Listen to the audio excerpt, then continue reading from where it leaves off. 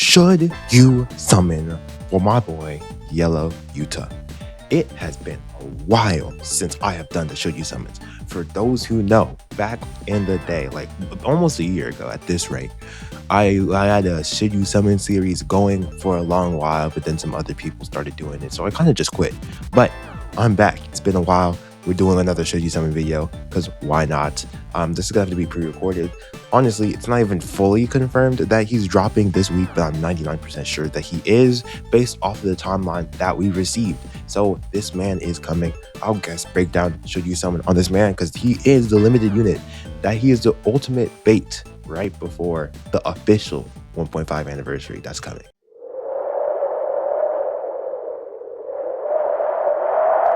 All right, so if you haven't been paying attention, this Yellow Yuta is going to be the only limited unit coming out for the foreseeable future until the 2.5 anniversary that JP is having gets over to us. Now, we don't exactly know what's going to be called the official 1.5 anniversary because as of right now, this Yellow Yuta is going to be a quote-unquote global 1.5 anniversary unit. I hate how the game has done these characters. I hate how they've done it. It's honestly pathetic if you ask me, but this guy is going to be he's definitely a bait unit, honestly, for a lot of these people, and I'm just going to be helping you understand if you should be summoning on him. Quick break. If you are enjoying the video, please hit that sub button. I'm trying to get to 500 subs. I've been grinding for about a year at this point, trying to hit that 500 subs. Please hit that sub button, hit that like on the video. Gonna get back to it on should you summon for this boy. So first of all, let's get this out of the way. If he's your favorite character, summon on him. That's simple, right? If you hate this character, do not summon on him. At the end of the day, you're trying to have fun with this game. You should not be forced to summon for a character, just period.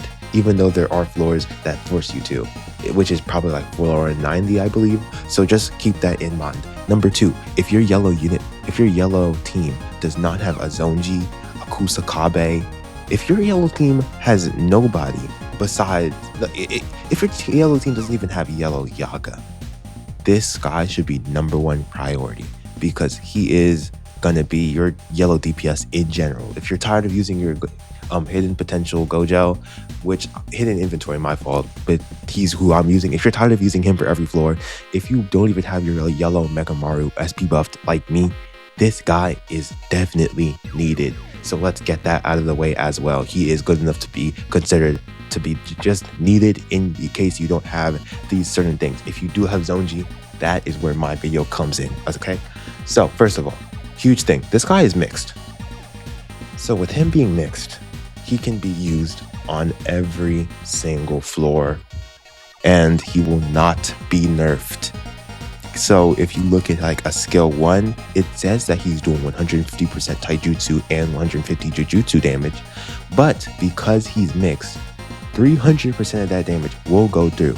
Even if they're nerfing 100% jujutsu damage, 100% of his damage will go through. It does not matter. That is the great thing about mixed units. It doesn't matter what floor they're on. They cannot be nerfed by such jujutsu, taijutsu floors. You can use them on every single floor. That is the good thing with this Yellow Yuta. Every single yellow floor, he is extremely usable on. It's not the same thing with Blue Yuta because Blue Yuta is not mixed. It kind of is the same thing as Blue Yuta because before Blue Yuta ults for the first time, he is taijutsu. But because this Yuta is mixed, he doesn't have to deal with any of that.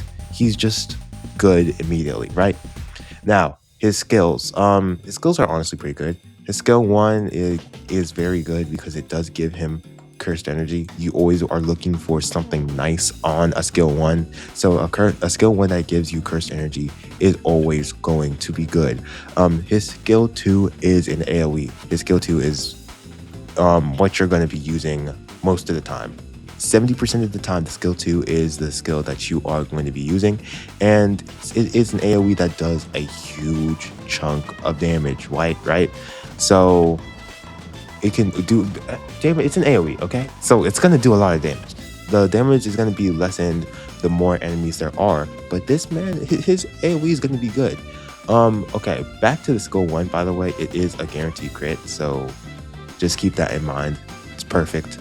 I just forgot to mention that. The skill 2 has a 30% crit rate. You also want to keep that in mind. Now, his skill 3, right? His skill 3 can only be used every 3 turns, but his skill 3 does majority of the damage in his kit. His skill 3 is nasty. He gets his break damage increase, and then he hits crazy. He gets this small 10% yellow damage type, yellow type damage received, but for 10 turns. 30% at max, but you're not going to get that up because you can only use this once every 3 turns. So it's just a small little damage received buff that you're going to be getting. It's not that important, but he is doing a chunk of damage with this skill 3. It also does have a crit rate of 30%. It's pretty good. Next, moving on, this man's ult hits extremely hard. I don't remember, I'm pretty sure this isn't an AoE ult, but his ult is crazy. I think it's over 1500% ult.